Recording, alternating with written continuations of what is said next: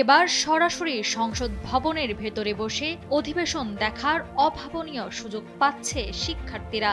তবে এই সুযোগ পেতে হলে আপনাকে মানতে হবে কিছু কঠোর শর্ত।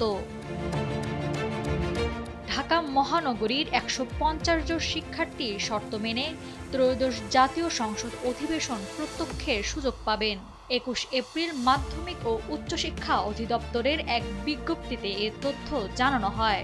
সেখানে বলা হয়, মাধ্যমিক ও উচ্চশিক্ষা অধিদপ্তর থেকে ১০০ জন, কারিগরি শিক্ষা অধিদপ্তর থেকে ২৫ জন এবং মাদ্রাসা শিক্ষা অধিদপ্তর থেকে ২৫ জন শিক্ষার্থী সুযোগ পাবেন।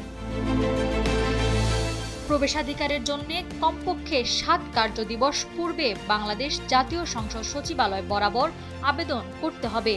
আবেদনে প্রতিষ্ঠানের পরিদর্শনকালীন ফোকাল পয়েন্ট কর্মকর্তার নাম, পদবি ও মোবাইল নাম্বার এবং প্রযোজ্য ক্ষেত্রে দর্শনার্থীদের জাতীয় পরিচয়পত্র, জন্ম নিবন্ধন এবং স্টুডেন্ট আইডি কার্ডের ফটোকপি সংযুক্ত থাকতে হবে।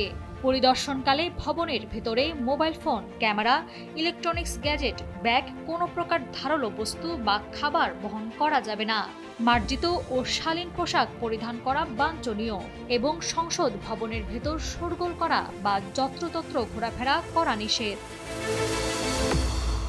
শিক্ষার্থীদের সংসদ অধিবেশন প্রত্যক্ষকরণের সুবিধার্থে দর্শনার্থী গ্যালারি হতে শিশু গ্যালারির ৫০টি এবং শিমুল গ্যালারির ১০০টি আসন, মোট ১৫০টি আসন বরাদ্দ করা হয়েছে।